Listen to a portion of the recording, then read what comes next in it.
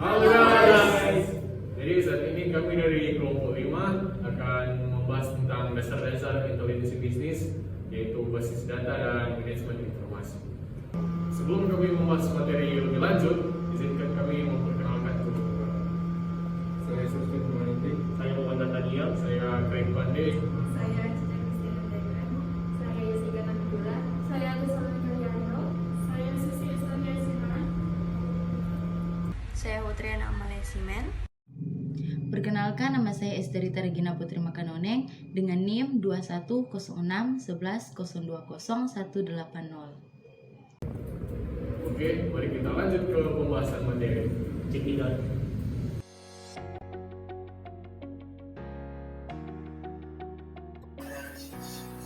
Syarat dan konsep file organisasi. Sebuah sistem komputer mengatur data dalam hierarki yang dimulai dengan bit dan byte dan berkembang menjadi bidang, catatan, file, dan database. Pertama, sekelompok bit disebut byte mewakili satu karakter yang dapat menjadi huruf, angka, atau simbol lain. Kedua, pengelompokan karakter menjadi sebuah kata, sekelompok kata, atau nomor lengkap seperti nama seseorang atau usia, disebut fields. Ketiga, record menggambarkan suatu entitas. Suatu entitas adalah orang, tempat, benda, atau peristiwa yang kita menyimpan dan menjaga informasi. Masalah dengan tradisional file lingkungan hidup. Penggunaan pendekatan tradisional untuk mengajukan pengolahan mendorong setiap area fungsional dalam perusahaan untuk mengembangkan aplikasi khusus. Setiap aplikasi membutuhkan data file yang unik yang mungkin menjadi subset dari master file. Subset ini dari master file menyebabkan redundansi data dan inkonsistensi, pengolahan kaku, dan sumber daya terbuang penyimpanan. Masalah yang pertama yaitu data duplikasi data.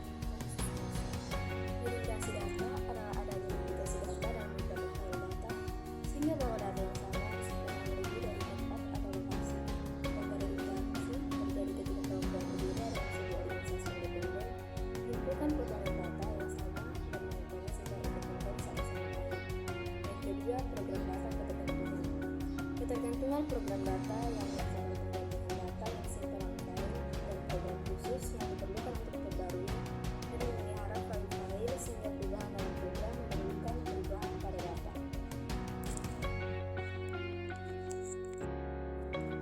Yang ketiga yaitu kurangnya fleksibilitas. Sebuah sistem file tradisional dapat memberikan laporan rutin menjadwalkan segala upaya ekstensif pemrograman, tetapi tidak dapat memberikan laporan ad hoc atau menanggapi kebutuhan informasi yang tidak diantisipasi secara tepat waktu. Yang keempat, kekurangan keamanan. Manajemen mungkin tidak memiliki cara mengetahui siapa yang mengakses atau bahkan membuat perubahan pada organisasi data. Kemudian yang kelima, yaitu kurangnya sharing data dan ketersediaan.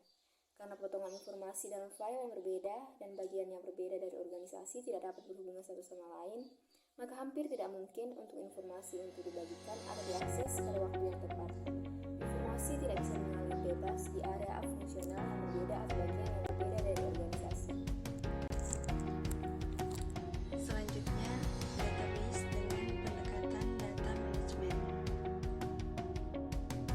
Database adalah kumpulan data terorganisir untuk melayani banyak aplikasi secara efisien dengan memusatkan data dan mengendalikan data yang berlebihan.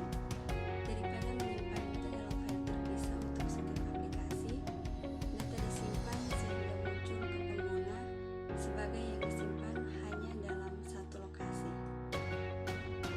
Manajemen database atau DBMS adalah protokol yang memungkinkan sebuah organisasi untuk memusatkan data, mengelola secara efisien, dan memberikan akses untuk data yang disimpan oleh program aplikasi. DBMS bertindak sebagai antarmuka antara program aplikasi dan file data fisik. DBMS meringankan programmer atau pengguna akhir dari beban pemahaman di mana dan bagaimana data sebenarnya disimpan dengan memisahkan logis dan pandangan fisik dari data. DBMS relasional. Sebuah database relasional mengatur data dalam bentuk tabel dua dimensi. Diilustrasikan di sini adalah tabel untuk entitas, supplier, dan part menunjukkan bagaimana mereka mewakili setiap entitas dan atributnya. Supplier number adalah kunci utama untuk tabel supplier dan kunci asing untuk tabel part. Operasi dari DBMS relasional. 3 operasi dasar yang digunakan untuk mengembangkan set berguna data. Yang pertama, select, menciptakan subset data dari semua catatan yang memenuhi kriteria.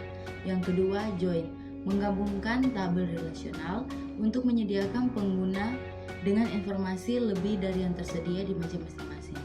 Yang ketiga, project, menciptakan subset dari kolom dalam tabel, membuat tabel dengan hanya informasi tertentu. Yang berikutnya, Object Oriented DBMS atau OODBMS.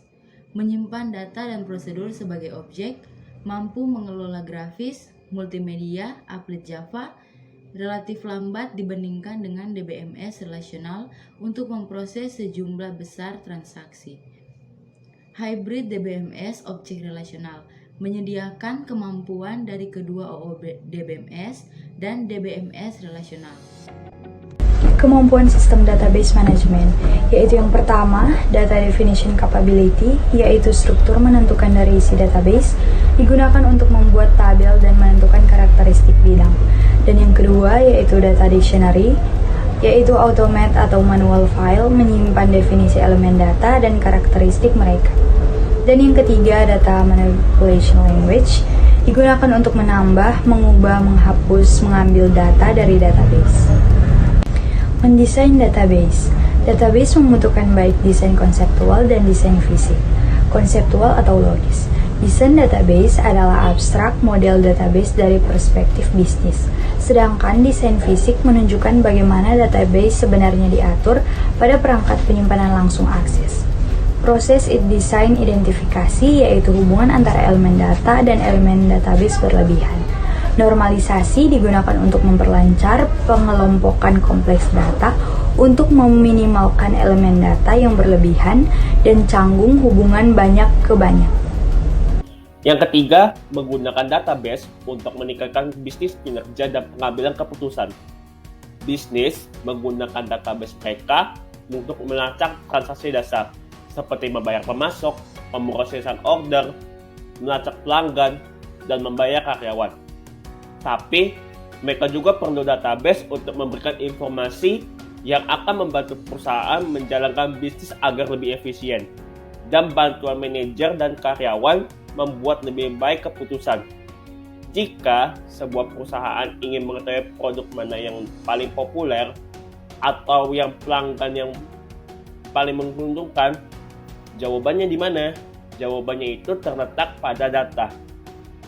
Hubungan antara pemasok, part, line item, dan pesanan atau order. Diagram ini menggambarkan hubungan yang dimana mewakili entitas antara supplier, part, line item, dan order. Setiap kotak-kotak itu mewakili entitas. Garis yang menghubungkan kotak itu mewakili hubungan. Sebuah garis yang menghubungkan dua entitas yang berakhir di dua tanda pendek itu menunjukkan hubungan one-to-one. Sebuah garis yang menghubungkan dua entitas yang berakhir dengan sebuah crowfoot atasnya dengan tanda pendek itu menunjukkan hubungan one-to-many. Nah, pada diagram ini menunjukkan bahwa salah satu order dapat berisi line item yang banyak, di mana sebuah part itu dapat dipesan berkali-kali dan berkali-kali muncul sebagai item dalam urutan tunggal. Jadi, setiap part itu hanya dapat memiliki satu supplier, tapi banyak bagian dapat disediakan oleh supplier yang sama. Hal ini tidak dapat cukup ditekankan, di mana jika bisnis tidak mendapatkan model data yang benar, sistem tidak akan dapat melayani bisnis dengan baik. Sistem perusahaan tidak akan efektif karena mereka harus bisa bekerja dengan data yang mungkin tidak akurat, tidak lengkap, ataupun sulit untuk mengambil sebuah keputusan. Jadi, memahami data organisasi dan bagaimana mereka harus mewakili dalam database mungkin merupakan pelajaran yang paling penting yang dapat kita pelajari dari diagram ini. Gudang data. Gudang data atau data warehouse adalah database yang menyimpan data saat ini dan secara dari ketertarikan potensi untuk mengambil keputusan di seluruh perusahaan. Data berasal dari banyak sistem transaksi operasi inti seperti sistem untuk penjualan, rekening nasabah, dan manufaktur. Dan mungkin termasuk data dari transaksi situs web. Sebuah data mart adalah subset dari data warehouse di mana diringkas atau sangat berfokus pada bagian dari organisasi. Data ditempatkan dalam database terpisah untuk populasi spesifik pengguna. Untuk misalnya, sebuah perusahaan mungkin mengembangkan pemasaran dan data penjualan mart untuk menangani dengan informasi pelanggan. Berikut alat untuk business intelligence, multidimensional data analysis, and data mining. Yang pertama yaitu Online Analytical Processing atau OLAP. OLAP mendukung analisis data multidimensi, memungkinkan pengguna untuk melihat data yang sama dengan cara yang berbeda menggunakan beberapa dimensi. Berikutnya, data mining. Data mining lebih penemuan driven. Data mining memberikan wawasan data perusahaan yang tidak dapat diperoleh dengan OLAP dengan mencari pola dan hubungan dalam database yang besar, tersembunyi, dan menyimpulkan aturan dari mereka untuk memprediksi masa depan perilaku. Kemudian ada text mining dan web mining. Web adalah sumber yang kaya informasi lain yang berharga. Beberapa di antaranya dapat sekarang ditambang untuk pola, tren, dan wawasan ke dalam perilaku pelanggan. Penemuan dan analisis pola dan informasi yang berguna dari dunia web disebut web mining. Selanjutnya yang terakhir ada database dan web. Banyak perusahaan menggunakan web untuk membuat beberapa database internal yang tersedia untuk pelanggan atau mitra. Konfigurasi umum meliputi web server, skrip aplikasi server atau middleware atau CGI, dan yang terakhir ada database server atau hosting DBM. 4. Mengelola sumber daya data. Yang pertama, menetapkan kebijakan informasi. Kebijakan informasi merupakan menentukan perusahaan aturan, prosedur, peran untuk berbagi, standarisasi data.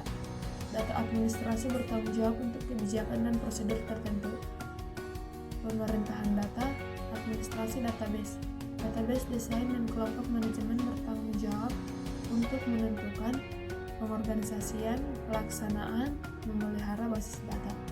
2. Memastikan kualitas data. Sebelum database baru ditempat, perlu mengidentifikasi dan benar data yang rusak dan membangun rutinitas yang lebih baik untuk mengedit data sekali database dalam operasi. Sebagian besar masalah kualitas data berasal dari masukan yang salah. Kualitas data audit. Survei terstruktur keakuratan dan tingkat kelengkapan data dalam sistem informasi. Pembersihan data, mendeteksi dan mengoreksi data yang tidak benar, tidak lengkap, tidak benar di format atau berlebihan. Memperlakukan konsistensi antara set data yang berbeda dari sistem informasi yang terpisah.